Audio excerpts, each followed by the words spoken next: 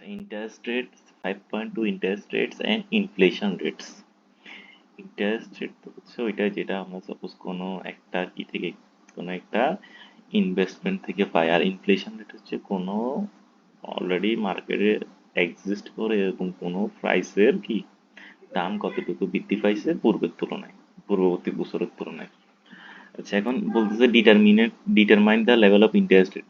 যে সকল জিনিস ইন্টারেস্ট রেটকে কি করে ডিটারমাইন করে, একটা হচ্ছে the supply of fund from saver, কি পরিমাণ এটা সাপ্লাই আছে, সাপ্লাইটা প্রধানত প্রদান করে মানুষজন। আর দ্য ডিমান্ড ফর ফান্ড, আর ফান্ডটা প্রধানত করে সাধারণত বিজনেস গুলা। আরেকটা হচ্ছে গভর্নমেন্ট নেট ডিমান্ড, আরেকটা হচ্ছে ডিমান্ড করে হচ্ছে গভর্নমেন্টে for fund as modified by action of the federal reserve. আরেকটা হচ্ছে expected rate of inflation. Expected rate of inflation দ্বারাও তার মানে কি হয়, ইন্টারেস্ট রেট ডিটারমাইন হয়। তো প্রথমে আমরা বুঝি রিয়েল, আরেকটা হচ্ছে nominal rate of interest. Real rate of interest হচ্ছে কি, সাপোজ আমি কোনো একটা ব্যাংকে টাকা রাখলাম, ব্যাংক আমাকে যে রেটটা প্রদান করে সেটাকে আমরা বলি নমিনাল ইন্টারেস্ট রেট। আর রিয়েল ইন্টারেস্ট রেট বলতে বোঝাচ্ছে is the rate at which the good you can buy with your funds grow। আমার ফান্ডের গ্রো থেকে কতটুকু প্রোডাক্ট আমি কিনতে পারছি। সাপোজ আমি একটা একটা ব্যাংকে টাকা রাখলাম 1,000 টাকা, যেটা ইন্টারেস্ট রেট হচ্ছে 10%। তাইলে আমি 1 বছর পর এটা থেকে পাবো কত টাকা, 1,100 টাকা। এখন সাপোজ আমি ওই 1 বছর পূর্বে মানে যখন টাকাটা রাখতেছিলাম তখন আমি ওই 1,000 টাকা দিয়ে লোভস কিনতে পারতাম। সাপোজ একটা লোভসের দাম ছিল 1 টাকা, সো আমি 1,000টা লোভস কিনতে পারতাম। কিন্তু last year you could buy 1,000 loaves with your fund, after investing for a year you can buy. Suppose 1 বছর যাওয়ার পর আমার কি হলো, ওই লোভগুলোর দাম 6% বেড়ে গেছে, অর্থাৎ ইনফ্লেশন 1.06 হয়ে গেছে। তাহলে আমার হবে কত, তাহলে আমি কিনতে পারবো এখন কয়টা, এই যে তখন আমি যখন একটার দাম 1.06 হয়ে গেছে তখন আমি 1,100 টাকা দিয়ে কিনতে পারবো 1,038টা। আগে কিনতে পারতাম 1,000টা, এখন হয়ে গেছে কত, 1,038টা। অর্থাৎ আমার ইন্টারেস্ট রেটটা হচ্ছে এখানে কত পার্সেন্ট বাড়ছে, 3.8%। এই জিনিসটাকে বলতেছে কি real rate of interest. Part of our earning have been offset by the reduction in the purchasing power of the bank dollar you will receive at the end of the year. এই যে এখানে with 10% increase rate after you net out the 6% reduction in the purchasing power of money, you are the left with net increasing purchasing power of almost 4%। মানে আমার increase পাচ্ছে কত percent, 4%-এর মতো। আচ্ছা, আমার এই যে রিয়েল ইন্টারেস্ট রেটটা কতটুকু সেটা আরেকভাবে নির্ণয় করা যায়, সেটা হচ্ছে 1 প্লাস রিয়েল রেট বের করার জন্য আমরা কি করব, 1 plus nominal interest rate divided by 1 plus inflation. এটা বের করলে আমরা কি আনসারটা পেয়ে যাব। আর এটা অ্যাপ্রক্সিমেটলি বের করতে চাইলে কি নমিনাল ইন্টারেস্ট রেট থেকে আমরা ইনফ্লেশনটা বাদ দিয়ে দিলে কি অ্যাপ্রক্সিমেট আমরা কি কতটুকু বৃদ্ধি পাইছে সেটা জানতে পারবো। এই যে একটা উদাহরণ দেখি, যদি নমিনাল ইন্টারেস্ট রেট হয় 8% আর ইনফ্লেশন হয় 5%, তাহলে আমার অ্যাপ্রক্সিমেট কি ইন রিয়েল ইন্টারেস্ট রেট হওয়ার কথা 3%। আর আমরা এটা যদি ওই সূত্রটি ইউজ করি তাহলে নমিনাল যেহেতু 8%, 1.08 ডিভাইডেড বাই 1.05, তাহলে আমরা পাবো কত, 2.86% বা 3%।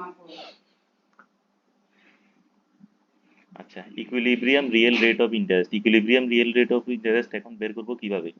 আচ্ছা, ইকুইলিব্রিয়াম আমরা কিভাবে পাই, ডিমান্ড আর সাপ্লাই যে বিন্দুতে কি হয় একসাথে হয়।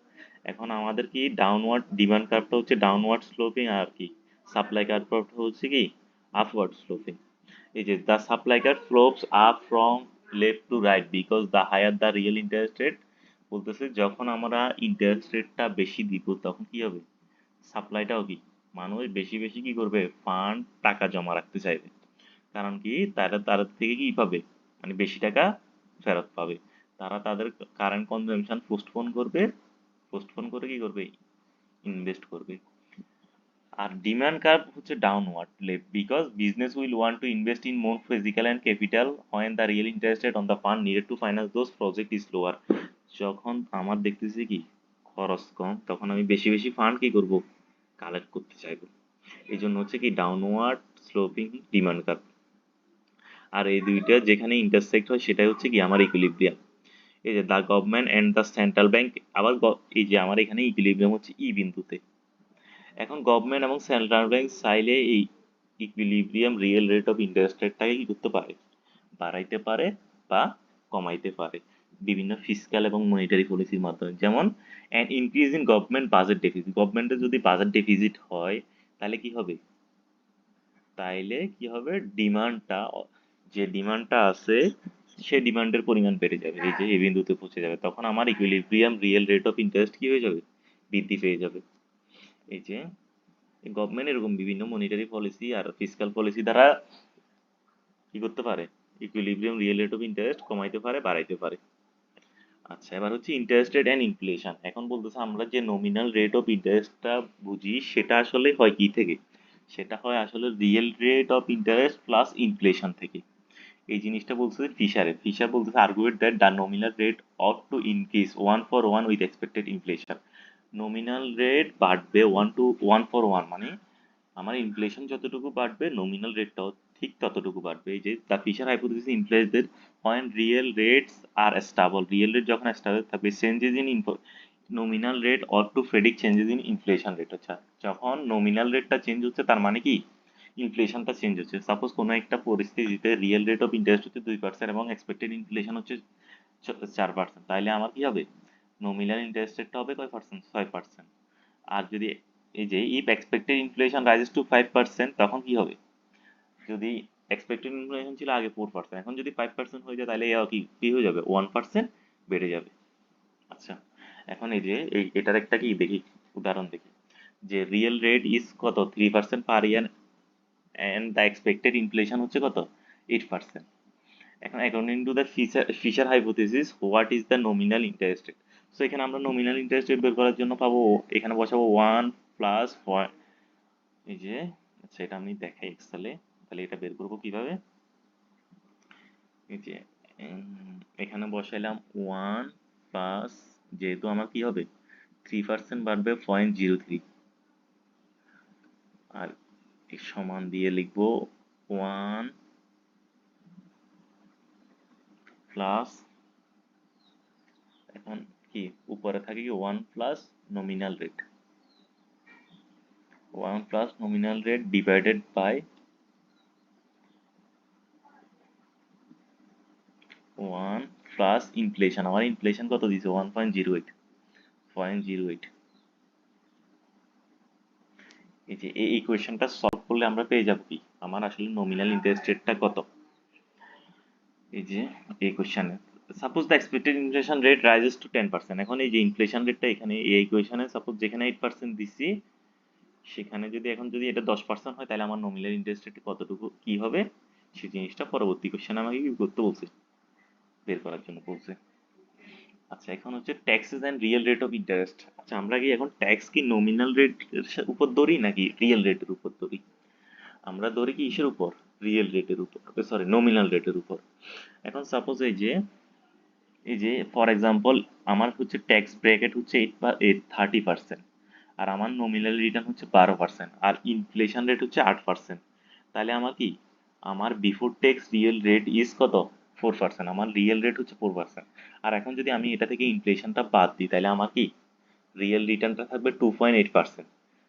কিন্তু ট্যাক্স এভাবে হিসাব করা হয় না, ট্যাক্স হিসাব করা হয় নমিনাল রেটের উপর। এখন নমিনাল রেটের উপর আমি যখন হিসাব করছি তখন আমার কি আফটার ট্যাক্স নমিনাল রেট পাচ্ছি 8.4%, আর এটা থেকে আমি কি বাদ দিব, ইনফ্লেশন বাদ দিলাম, তাহলে আমার থাকে কত, শুধুমাত্র রিয়েল রেট হচ্ছে কত, রিয়েল ইন্টারেস্ট রেট হচ্ছে কি 0.4%।